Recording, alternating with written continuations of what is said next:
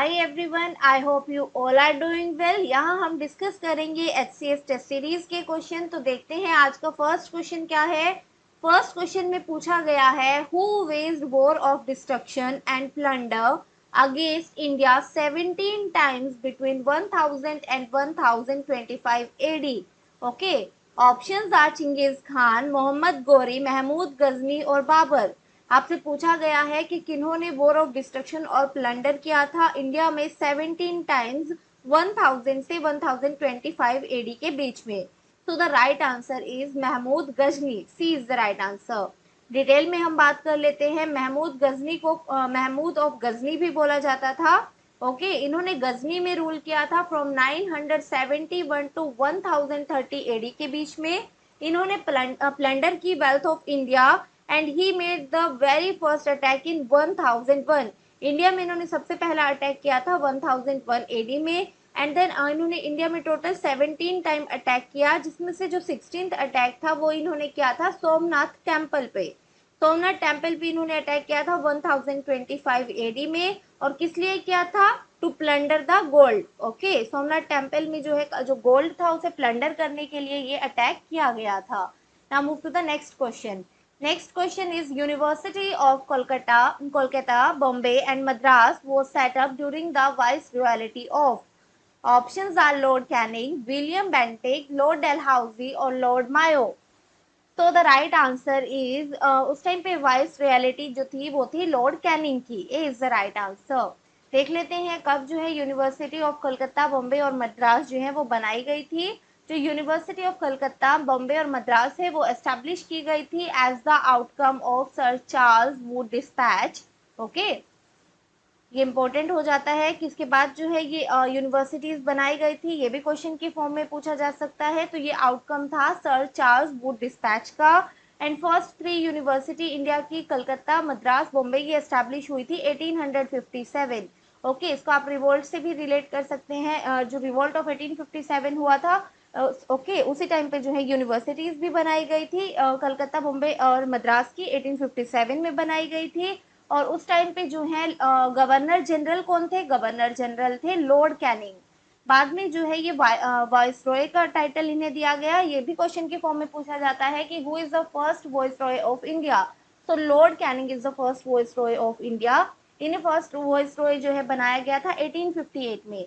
तो ऐसा क्या चेंज हुआ कि पहले ये जो है गवर्नर जनरल थे 56 में, देन 58 में इन्हें वाइसरॉय बनाया गया।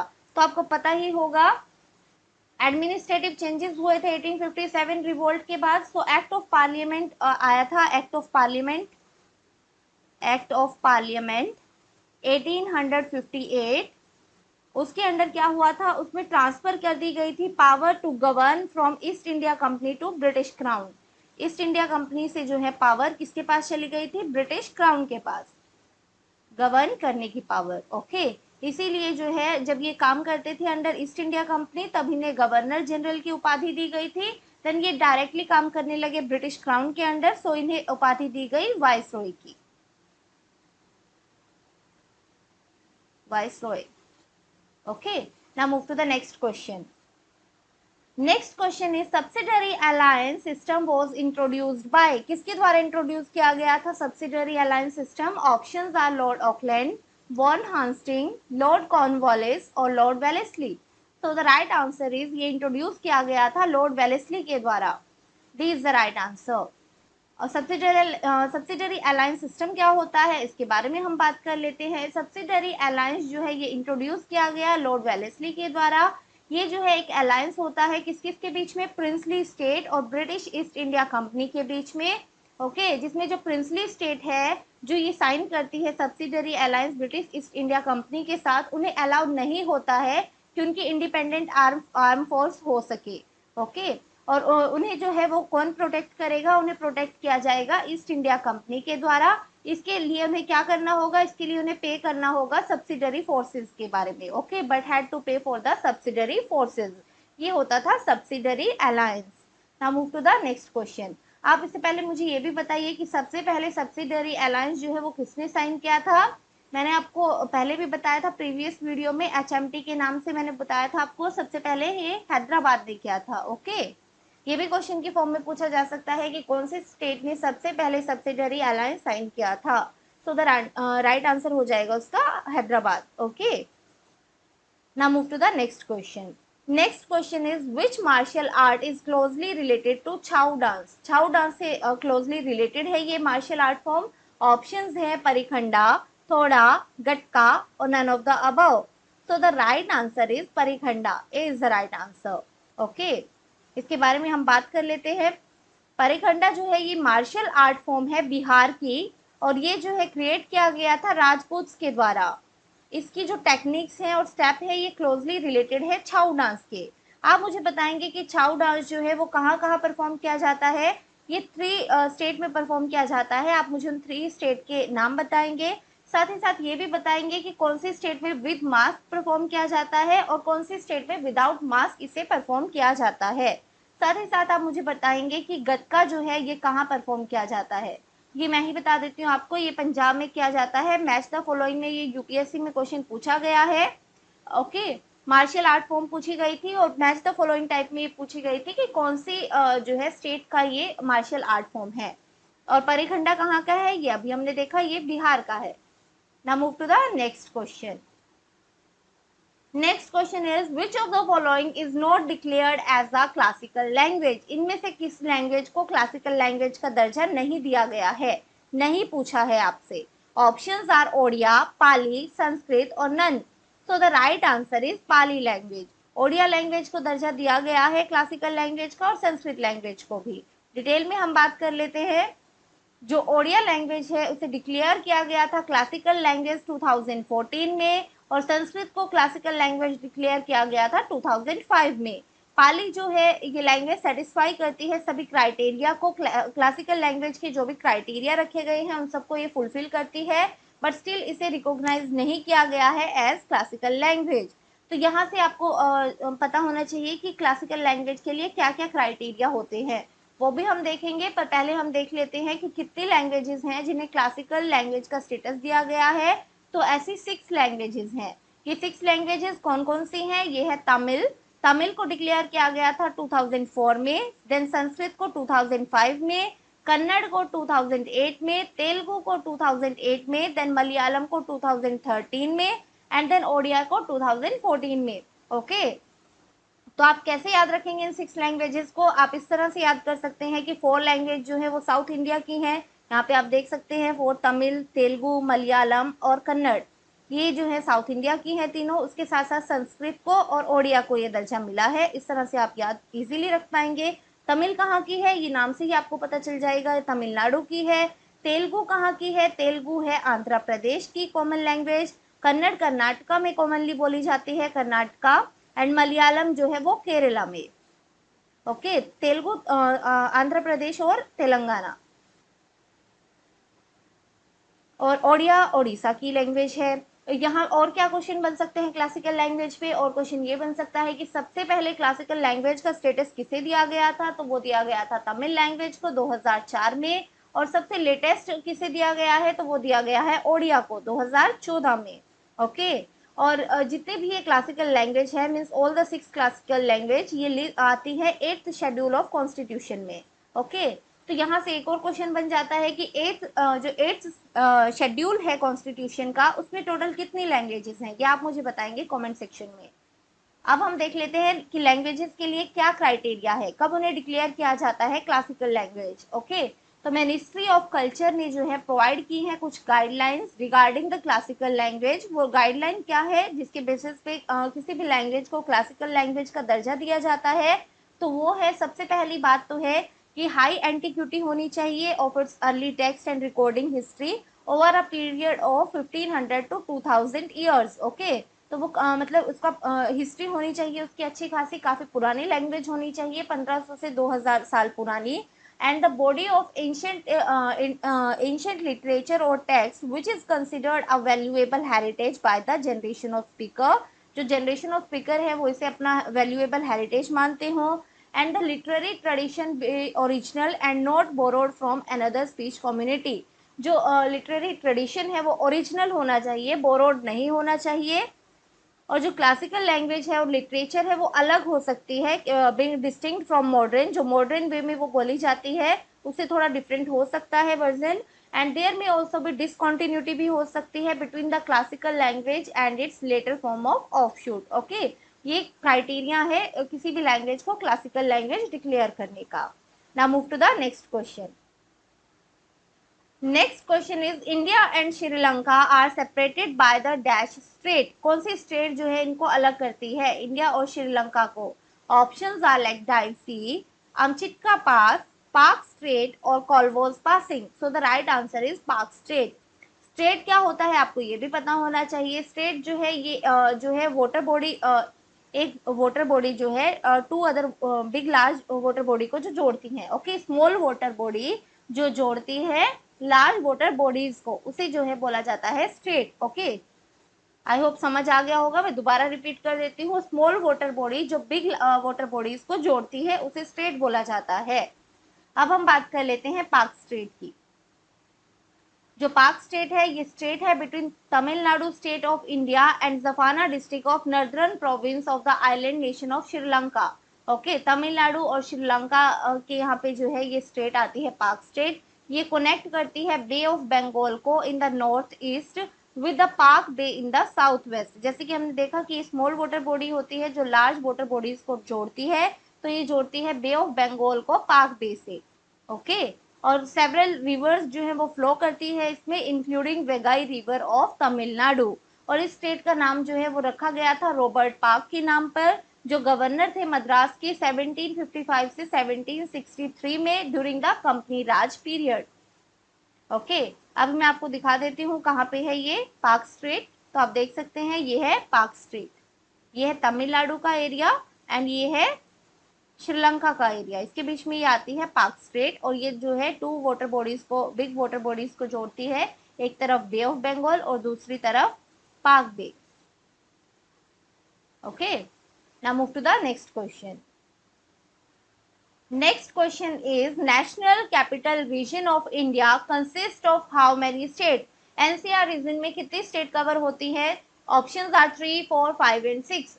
सो राइट आंसर इज 3। ये आप सभी को पता होगा एनसीआर रीजन में कौन सी तीन जो है स्टेट्स आती हैं, तो वो तीन है हरियाणा, उत्तर प्रदेश और राजस्थान। ओके, तो सेम ही थिंग यहाँ पे मेंशन है कि एनसीआर रीजन में जो एरिया कवर होता है वो होता है हरियाणा का, उत्तर प्रदेश का और राजस्थान का। Now move to the next question. Next question is which of the following is the longest river in India? Bharat की सबसे लंबी नदी आपको बतानी है। ऑप्शंस आर गंगा, यमुना, ब्रह्मपुत्र और गोदावरी। तो the right answer is Ganga river. A is the right answer. Okay, Ganga river की लेंथ कितनी है इंडिया के अंदर? जो गंगा रिवर है वो है 2525 किलोमीटर। इसे आप इजी वे में याद कर सकेंगे जैसे 25 kilometre.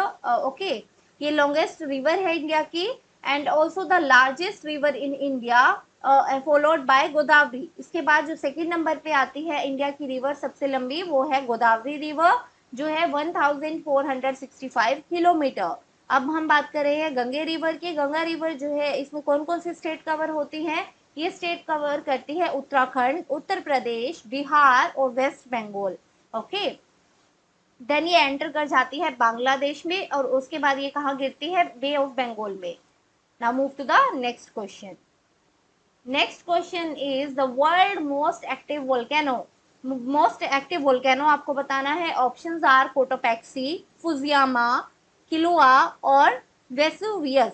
So the right answer is Kilauea. Kilauea ये मोस्ट एक्टिव वोल्केनो है। कहाँ पे ये आता है?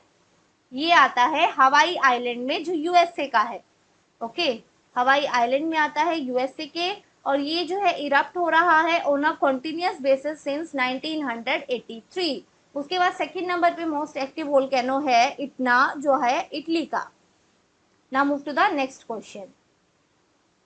Next question is an intrusion of magma along a bedding plane is called. Intrusion होता है मैग्मा का जो होता है अलोंग अ बेडिंग प्लेन, इसे क्या बोला जाता है? डाइक, सिल, बैथोलिथ और laccolith. So the right answer is batholith. अब हम बात कर लेते हैं ये इंफ्यूजन ऑफ मैग्मा क्या होता है। जो वोल्केनो होता है ये दो तरीके का हो सकता है, इंट्रूसिव और extrusive. Okay, volcano can be intrusive और एक्सट्रूसिव। जो इंट्रूसिव होता है, इंट्रूसिव का मतलब होता है कि अर्थ के अंदर, with in earth, okay, crust पे ये होता है। और एक्सट्रूसिव का मतलब होता है on the surface of the earth.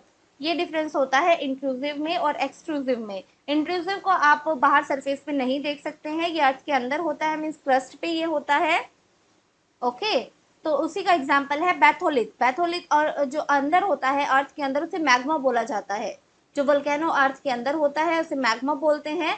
जब ये बाहर आ जाता है तो ये लावा की फॉर्म में बाहर आता है, बाहर आने पे से बोला जाता है लावा। ओके, बैथोलिथ क्या है? बैथोलिथ जो है ये एक इंट्रूजन है मैग्मा का, ये होता है अलोंग बेडिंग प्लेन, जिसे बोला जाता है बैथोलिथ। ओके, मैं आपको पिक्चर के थ्रू भी दिखा देती हूँ। ये आप देख सकते हैं, जो ये नीचे है ये बैथोलिथ है along the bedding plane। Okay, और डिटेल में हम बात कर लेते हैं बैथोलिथ की। बैथोलिथ जो है एक तरह का इग्नियस रॉक होता है जो बनता है when magma rises into the earth crust but does not erupt on the surface, जो मैं आपको ऑलरेडी बता चुकी हूँ। उसके बाद हम बात कर लेते हैं लैकोलिथ की। ऑप्शन में लैकोलिथ भी आपको दिया गया है, यहाँ पे आप देख सकते हैं लैकोलिथ, ये जो है मशरूम शेप में बनता है। ओके, ये है लैकोलिथ। तो आप देख सकते हैं लैकोलिथ जो है ये डोम और मशरूम लाइक फॉर्म होती है and with are generally planar base. उसके बाद हम बात कर लेते हैं डाइक्स की। डाइक्स ये आप देख सकते हैं वेन्स की तरह होती है, नसों की तरह होती है, जैसे ह्यूमन बॉडी में वेन्स होती हैं उसी तरह से डाइक होता है। यहाँ पे आप देख सकते हैं dikes are imaginable as veins of a volcano, इन्हें वोल्केनो की वेन्स भी बोल सकते हैं। And this is also called as the pathway of rising magma. Most dikes जो है वो डिस्क्राइब की जाती हैं as fracture into which magma intrudes और from which they might erupt. Okay, जहाँ पे मैग्मा इंट्रूड करता है और जहाँ से मैग्मा इरप्ट करता है। ओके, ये होती है डाइक्स। यहाँ पिक्चर के थ्रू आप बेटर समझ पाएंगे, इस तरह से होती हैं डाइक्स। ये जो है ये डाइक्स है। Okay, now move to the next question. Next question is which one of the following is depositional landform. इनमें से कौन सा जो है वो डिपोजिशनल लैंडफॉर्म है? मोस्टली दो तरीके का लैंडफॉर्म होता है, एक डिपोजिशनल और एक वेदर। वेदर वेदरिंग से बनता है या फिर डिपोजिशन से बनता है? वेदरिंग से क्या क्या बनते हैं और डिपोजिशन से क्या होता है? यहाँ पे डिपोजिशनल पूछा है, जो इकट्ठा होने से बनता है। वेदरिंग मीन्स जो टूटने से बनता है। ओके, ऑप्शंस में दिया गया है स्टैलेग्माइट, लैपिस, सिंक होल, केव। तो इसका सही आंसर हो जाएगा, इनमें से जो डिपोजिशन से बनता है वो है स्टैलेग्माइट। बाकी तीनों जो है वो वेदरिंग से बनते हैं। लैपिस भी वेदरिंग से बनता है, सिंक होल ये नाम से ही आप देख सकते हैं। सिंक होल जो होता है किससे होता है? वेदरिंग से होता है। सिमिलरली केव भी कैसे बनती है? पहले वो पूरा स्ट्रक्चर होता है, वो जो है वेदरिंग से जो है वो केव की स्ट्रक्चर लेता है। तो ये तीनों जो है ये वेदरिंग का एग्जाम्पल है। डिपोजिशनल है स्टैलेग्माइट। स्टैलेग्माइट की अगर हम बात करें तो स्टैलेग्माइट होता क्या है? स्टैलेग्माइट जो है ये अपवर्ड ग्रोइंग होता है माउंट ऑफ मिनरल्स का, मिनरल डिपॉजिट का, जो होते हैं precipitated from water dripping onto the floor of the cave. जो फ्लोर ऑफ केव पे वाटर ड्रिप होता है वो इकट्ठा होता रहता है और इस तरह की स्ट्रक्चर जो है वो फॉर्म होती है, जिसे जो है क्या बोला जाता है? स्टैलेग्माइट बोला जाता है। Okay, stalagmite is upward growing mount, ये अप ग्रोइंग माउंट होता है मिनरल्स का, जो कैसे बनता है? That have precipitated from water dripping onto the floor of the cave. जो वाटर ड्रिप होता है फ्लोर ऑफ केव से, वो इकट्ठा होके जो है ये स्ट्रक्चर बनाता है। ज्यादातर जो स्टैलेग्माइट होते हैं इनकी शेप जो है वो राउंडेड होती है और फ्लैटेंड टिप्स होती हैं। दस ये जो है किसका एग्जाम्पल है? डिपोजिशनल लैंडफॉर्म का। ओके, तो कैसे बना है ये? डिपोजिट होने से। ओके, सिमिलर टर्म है एक स्टेलेस्टाइट। स्टेलेस्टाइट जो है वो अपर साइड से बनता है केव में। ओके, इस तरह की जो स्ट्रक्चर होती है इसे स्टेलेस्टाइट बोला जाता है और जो नीचे से आता है उसे स्टैलेग्माइट बोला जाता है। Now move to the next question. Next question is Flinex 20 is held between India and which country. Flinex 20 जो है वो किसके बीच में हुआ था? Options are Sri Lanka, South Africa, Thailand और वियतनाम। तो द राइट आंसर इज, वैसे आप नाम से भी देख सकते हैं, थोड़ा सा अगर आप केयरफुली देखें, यहाँ पे SL जो है वो श्रीलंका के लिए लिया गया है, IN इंडिया के लिए लिया गया है और EX जो है वो एक्सरसाइज के लिए लिया गया है।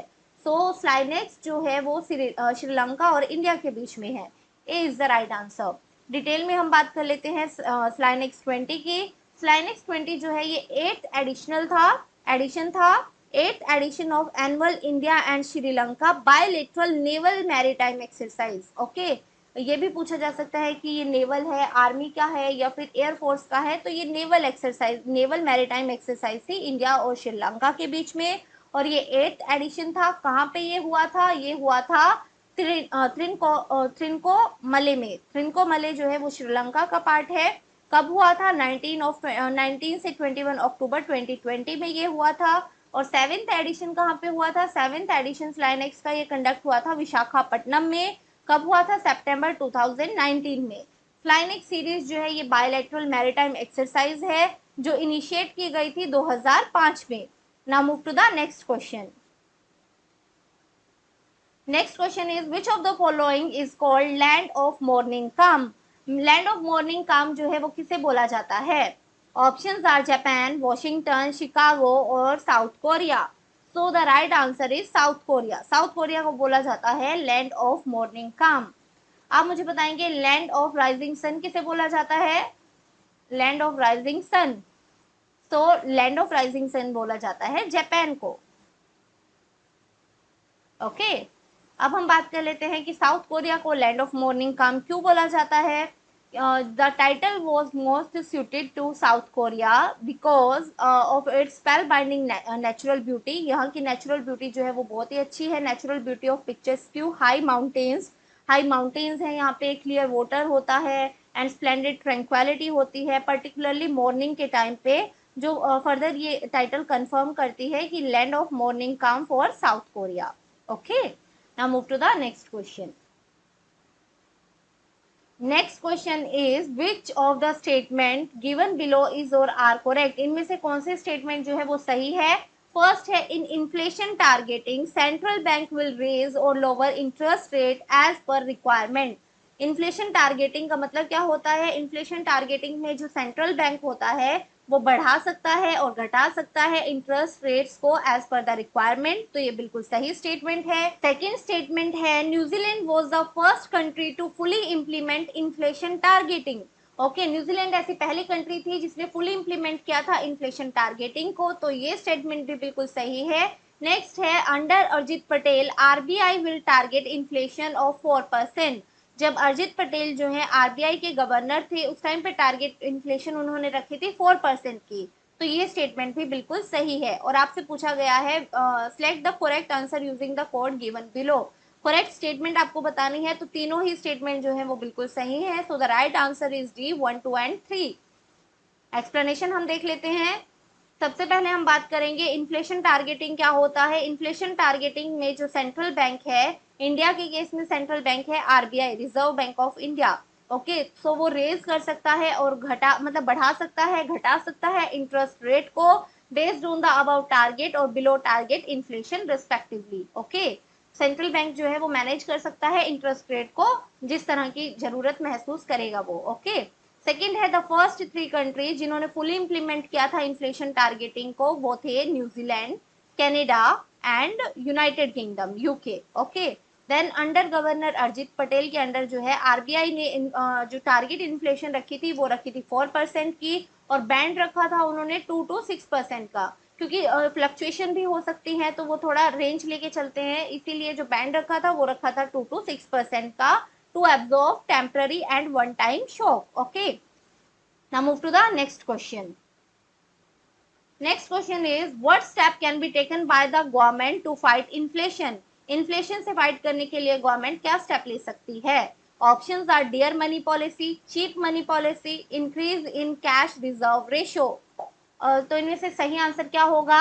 डियर मनी पॉलिसी में क्या होता है, मनी जो है मार्केट में इजीली अवेलेबल नहीं होता है, जो इंटरेस्ट रेट होता है वो काफ़ी हाई हो जाता है, इसीलिए बैंक से पैसा लेना जो है इजी नहीं होता है। डियर मनी पॉलिसी को टाइट मनी पॉलिसी भी बोलते हैं। सो इन्फ्लेशन के केस में क्या होता है, डियर मनी पॉलिसी होता है, क्योंकि इन्फ्लेशन कम करने के, इन्फ्लेशन कब होगा, जब हाई डिमांड होगी, जब हाथों में पैसा होगा तो लोग उसे खर्चेंगे, खर्च करने के लिए क्या होगा, जब डिमांड बढ़ेगी तो क्या हो जाएगा, उसके प्राइस भी बढ़ सकते हैं। ओके, सो इन्फ्लेशन कंट्रोल करने के लिए क्या किया जाता है, डियर मनी पॉलिसी की जाती है और टाइट मनी पॉलिसी भी इसे बोलते हैं। एंड सेकंड स्टेप जो है इंक्रीज कर दिया जाता है कैश रिजर्व रेशो को। कैश रिजर्व रेशो को अगर बढ़ाया जाएगा, पहले उसके लिए आपको पता होना चाहिए कि कैश रिजर्व रेशो क्या होता है। कैश रिजर्व रेशो ये होता है कि जो बैंक होते हैं उनको जो है अपने कुछ जो पैसे जो होते हैं वो रखने होते हैं आरबीआई के पास in the form of cash. Okay, RBI के पास उन्हें अपने पैसे रखने होते हैं, तो उनके पास पैसे की कमी होगी तो वो ज़्यादा जो है लैंड नहीं कर पाएंगे और जो मार्केट में ज़्यादा फ्लो नहीं होगा पैसों का। इस तरह से जो है इन्फ्लेशन कंट्रोल किया जाता है गवर्नमेंट के द्वारा। सो 1 और 3। और चीप मनी पॉलिसी तो इनका रिवर्स है, वो तो इसके साथ आएगा ही नहीं, तो सही आंसर क्या हो जाएगा 1 और 3।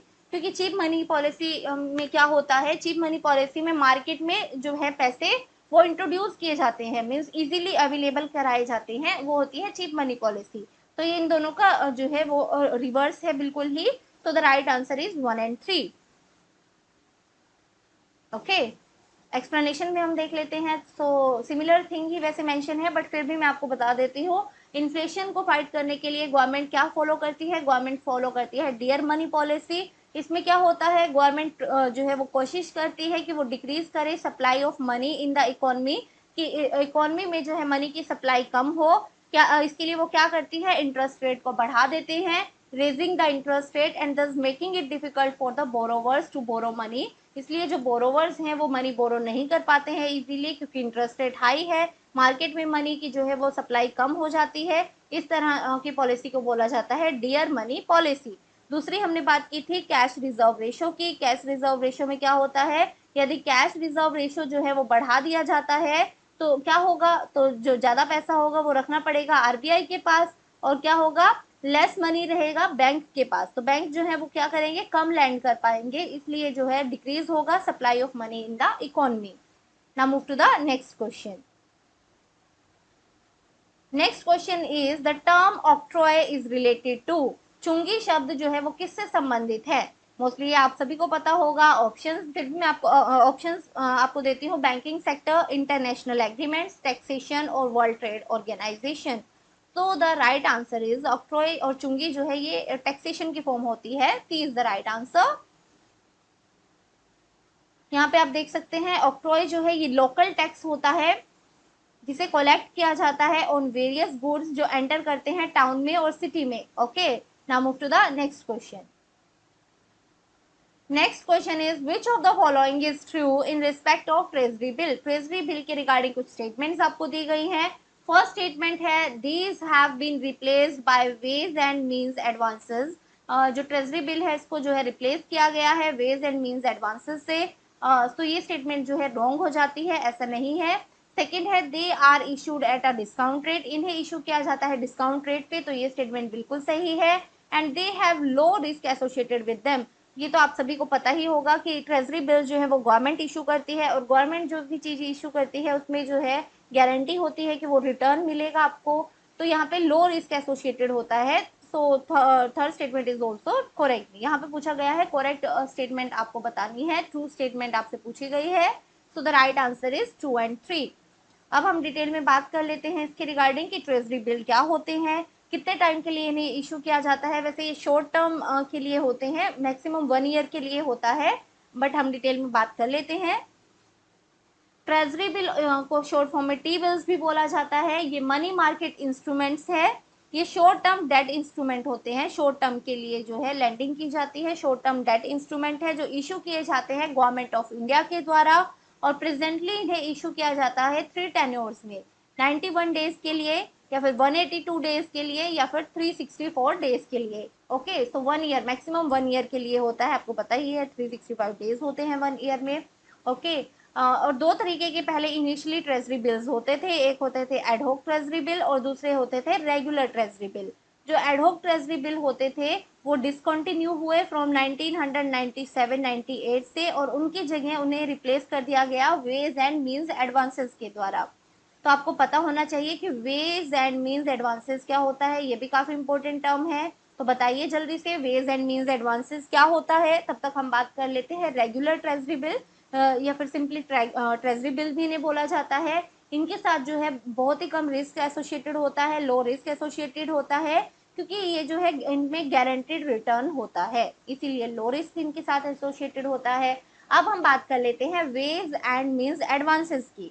वेज एंड मीन्स एडवांसेस क्या होता है? वेज एंड मीन्स एडवांसेस में जो है गवर्नमेंट को पैसे जो है कैश की फॉर्म में अगर चाहिए होते हैं, वो अवेल करा सकती है उसे immediate from RBI. Okay, government can avail immediate cash from RBI अगर जरूरत पड़े तो। ओके, अगर गवर्नमेंट को जरूरत पड़ती है तो वो कैश ले सकती है आरबीआई से इमीडिएटली। ओके, बट कंडीशन होती है इसमें। कंडीशन क्या होती है कि उन्हें ये रिटर्न करना होगा, मीन्स गवर्नमेंट को ये अमाउंट जो है रिटर्न करना होगा विद इन 90 डेज, 90 दिन के अंदर अंदर जो है ये अमाउंट रिटर्न करना होता है। और जो इस पे इंटरेस्ट चार्ज होता है वो होता है जो भी एग्जिस्टिंग रेपो रेट होता है। ओके, वही इंटरेस्ट रेट इस पे चार्ज होता है।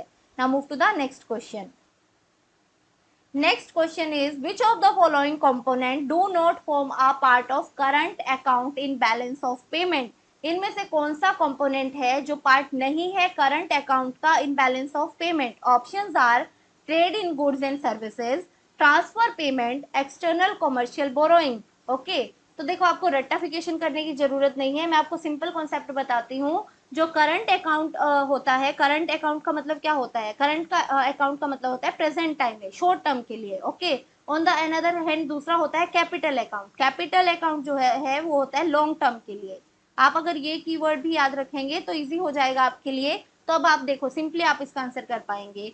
Trade in goods and services ये डेली बेसिस पे होता है, तो ये पार्ट होता है करंट अकाउंट का। ओके, ट्रेड एंड सर्विसेज जो है वो क्या होती है? डेली बेसिस पे होती हैं। सिमिलरली जो ट्रांसफर पेमेंट होती है ये भी डेली बेसिस पे होती है, तो ये भी पार्ट होता है करंट अकाउंट का। ओके, 1 और 2 जो है ये पार्ट है करंट अकाउंट का। ऑन द अदर हैंड जो एक्सटर्नल कॉमर्शियल बोरोइंग है, बोरोइंग तो डेली बेसिस पे नहीं होती है, वो लॉन्ग टर्म के लिए होती है। लॉन्ग टर्म के लिए होती हैं तो ये पार्ट होती हैं कैपिटल अकाउंट का। Okay, capital account of balance of payment का ये पार्ट होती है। सो द राइट आंसर यहाँ पे पूछा गया है करंट अकाउंट से एसोसिएटेड। सो 1 और 2 इज द राइट आंसर। यहाँ पे हम डिटेल में बात कर लेते हैं। In balance of payment current accounts में आते हैं component like trade in goods and services और transfer payments. On the other hand capital accounts में आते हैं कंपोनेंट जैसे कि foreign investment, external commercial borrowing, NRI deposits और IMF. Now move to the next question. Next question is in case of suspensive veto, इनमें से कौन सा केस है सस्पेंसिव विटो का? ओके, फर्स्ट है the president can withhold his assent to a bill passed by the parliament. जो president है वो अगर विदहोल्ड कर लेते हैं अपनी असेंट किसी बिल को पास करने में, पार्लियामेंट का कोई बिल है वो अपनी असेंट नहीं देते हैं, उसे विदहोल्ड कर लेते हैं, तो ये किस तरह की विटो होती है? इस विटो को बोला जाता है एब्सोल्यूट विटो। एब्सोल्यूट विटो। ये आप वहां पे पढ़ेंगे कि प्रेसिडेंट के पास कौन कौन सी विटो पावर होती है। ओके, सेकंड है the president returns the bill to the house for reconsideration. यदि प्रेसिडेंट जो है बिल को रिटर्न कर देते हैं to the house for reconsideration, तो ये होती है suspensive veto. Suspensive veto. Next है the president is free not to take any action and keep the bill pending for an indefinite period of time. वो कोई एक्शन ही नहीं लेते हैं, इनडेफिनाइट पीरियड ऑफ टाइम के लिए जो है वो बिल को पेंडिंग रख लेते हैं, तो ये होती है pocket veto. Okay, the president has the ultimate authority regarding passing of the bill. Okay, तो इसमें यहाँ पे आपसे पूछा गया है सस्पेंसिव विटो, तो आपको पता ही है सस्पेंसिव विटो क्या है। B is the right answer. जब प्रेसिडेंट जो है बिल रिटर्न कर देते हैं to the house for the reconsideration, तो इसे बोला जाएगा suspensive veto. B is the right answer. बाकी एक्सप्लेनेशन में सेम थिंग मेंशन है जो मैंने आपको ऑलरेडी बता दिया है कि एब्सोल्यूट विटो क्या होता है। एब्सोल्यूट विटो में प्रेसिडेंट जो है अपने एसेंट को विदहोल्ड कर सकते हैं। ओके, सस्पेंसिव विटो में जो है वो बिल को जो है वो हाउस के पास बैक भेज देते हैं। एंड पॉकेट विटो में जो है प्रेसिडेंट जो है वो कोई एक्शन नहीं लेते हैं, बिल को जो है पेंडिंग रख लेते हैं इनडेफिनाइट पीरियड ऑफ टाइम के लिए। बट ये जो है पॉसिबल तभी होता है जब मिनिस्ट्री जो है वो वीक हो। तो हमने तीनों तरह की विटो पावर पढ़ी है, एब्सोल्यूट विटो, सस्पेंसिव विटो क्या होती है और पॉकेट विटो क्या होती है। Now move to the next question. Next question is, which article deal with the duties of Prime Minister as respect the furnishing of information to the President? कौन सा article जो है वो डील करता है कि ये ड्यूटी है प्राइम मिनिस्टर की इंफॉर्मेशन देना प्रेसिडेंट को। Options are article 74, article 75, article 77 और article number 78। So the right answer is, ये जो है यहाँ पे बात हो रही है आर्टिकल 78 की। जो आर्टिकल 78 है वो डील करता है that with the duties of prime minister as respect the furnishing of information to the president. Okay, जो आर्टिकल 74 है ये काफी इम्पोर्टेंट, सॉरी 78 काफी इम्पोर्टेंट है, और आर्टिकल नंबर 74 भी काफी इम्पोर्टेंट है। हम देख लेते हैं कि 74 आर्टिकल में क्या मेंशन है, 75 में क्या मेंशन है, 77 और 78 में क्या मेंशन है। सबसे पहले हम बात करेंगे आर्टिकल नंबर 74 की। जो आर्टिकल 74 है कॉन्स्टिट्यूशन का, अंडर द कॉन्स्टिट्यूशन ये डील करता है with the council of minister to aid and advice to the president, की जो काउंसिल ऑफ मिनिस्टर है वो इड और एडवाइस देगी प्रेसिडेंट को। ये है आर्टिकल 74। आर्टिकल नंबर 75 में मेंशन है कि कॉन्स्टिट्यूशन है वो अंडर द कॉन्स्टिट्यूशन ये डील करता है with other provisions as the ministers. 77 article 77 under the constitution ये डील करता है with the conduct of business of the government of India. और आर्टिकल नंबर 78 हम ऑलरेडी डिस्कस कर चुके हैं, ये डील करता है with the duties of prime minister as respect the furnishing of information to the president. Okay, इनके ऊपर क्वेश्चन पूछा गया है, मैच द फॉलोइंग टाइप में भी पूछे जा सकते हैं कि कौन से आर्टिकल में क्या चीज मेंशन है, काफी इंपॉर्टेंट है ये। Now move to the next question. Next question is the authorization for the withdrawal of fund from consolidated fund of India must come from, कहाँ से आता है authorization of withdrawal of fund from consolidated fund of India? Options are President of India, Parliament of India, Prime Minister of India and Union Finance Minister।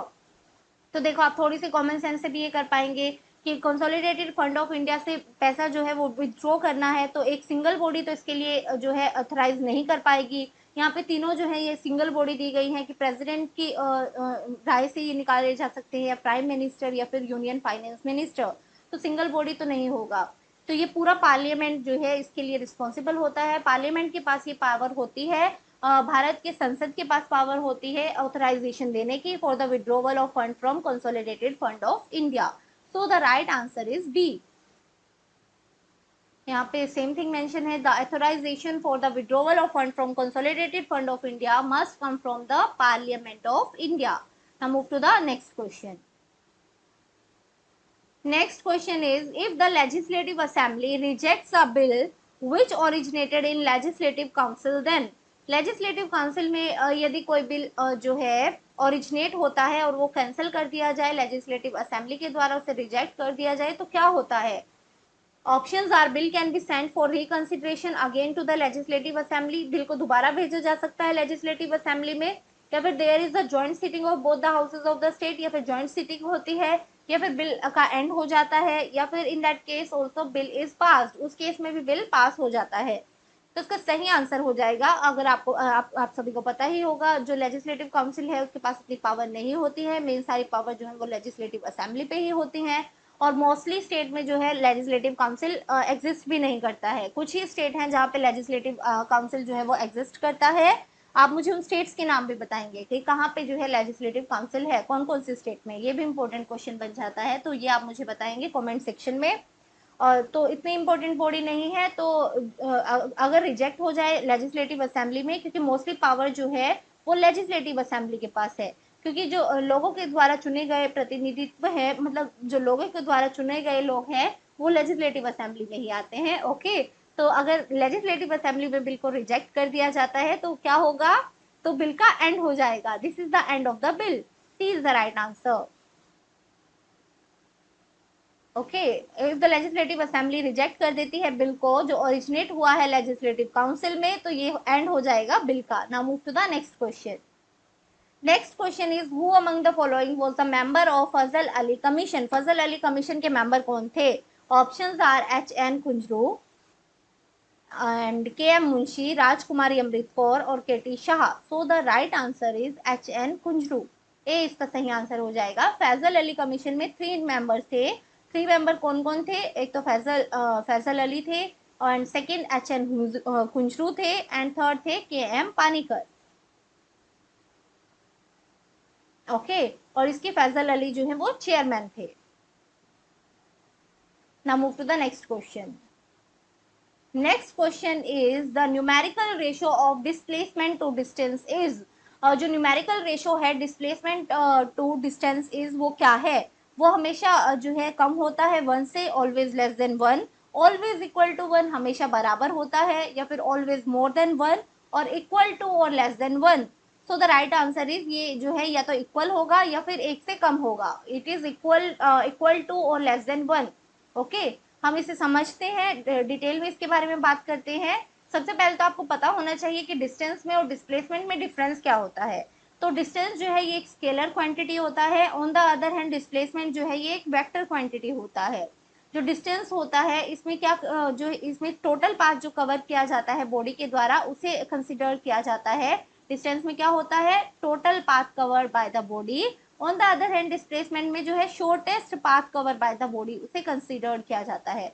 For example मैं आपको बताती हूँ, एक जो है पर्सन है वो इस यहाँ पे है, थोड़ी देर बाद उसकी पोजीशन यहाँ पे है। ओके, तो उसने डिस्टेंस कवर किया ये, on the other hand displacement उसने की ये। तो ये डिफरेंस होता है। डिस्टेंस में जो है टोटल पाथ कवर जो है लिया जाएगा, on the other hand displacement में शॉर्टेस्ट पाथ कवर जो है वो कंसिडर्ड किया जाएगा। और जो डिस्टेंस है वो कभी भी जीरो नहीं हो सकता है, on the other hand displacement जो है वो जीरो हो सकती है। ये भी मैं आपको एग्जाम्पल के थ्रू बता देती हूँ। फॉर एग्जाम्पल एक पर्सन है वो यहाँ पे है, उसने डिस्टेंस कवर किया, वो इस तरह से जो है अपनी पोजिशन उसने ली, तो ये सारा डिस्टेंस जो है वो कंसिडर्ड किया जाएगा। On the other hand displacement कब कंसिडर की जाती है? जब एक जगह से वो दूसरी जगह पे हो। अगर यहीं पे वो है पर्सन, इवन उसने ये डिस्टेंस कवर किया है बट उसकी डिस्प्लेसमेंट जो है वो जीरो कंसिडर की जाएगी, क्योंकि वो यहाँ था और यहीं पे है। तो ये डिफरेंस होता है डिस्प्लेसमेंट में और डिस्टेंस में। आई होप आपको क्लैरिटी आ गई होगी डिस्टेंस और डिस्प्लेसमेंट के रिगार्डिंग। इसलिए जो डिस्टेंस होता है वो इक्वल हो सकता है और ग्रेटर हो सकता है डिस्प्लेसमेंट से। ओके, इक्वल किस केस में होगा? इक्वल इस केस में हो सकता है, फॉर एग्जांपल यहाँ से यहाँ पर्सन ने मूव किया तो डिस्टेंस भी उसने सेम कवर किया और डिस्प्लेसमेंट भी उसका सेम हुआ। तो इस केस में ये इक्वल हो सकता है, the distance can be equal और ग्रेटर देन डिस्प्लेसमेंट। या फिर जैसे इन दोनों केस में क्या है, डिस्टेंस जो है वो ग्रेटर है देन डिस्प्लेसमेंट, दोनों ही केसेस में। ओके, ये शो करता है कि जो रेशियो है डिस्प्लेसमेंट टू डिस्टेंस ये हमेशा या तो इक्वल होगा या फिर लेस देन 1 होगा। Now move to the next question. ये हमारा आज का लास्ट क्वेश्चन है। यहाँ पे आपसे पूछा गया है सेल्यूलर एंडोस्पर्म इज इन, जो सेल्यूलर एंडोस्पर्म होते हैं वो कहाँ पे होते हैं? क्यूस्क्यूटा, एडोक्सा, एमोक्स और cucurbita. So the right answer is जो सेल्यूलर एंडोस्पर्म होते हैं ये होते हैं एडोक्सा में। B is the right answer. तो आज के लिए इतना ही। I hope you like the video. Thank you very much. Bye bye and take care.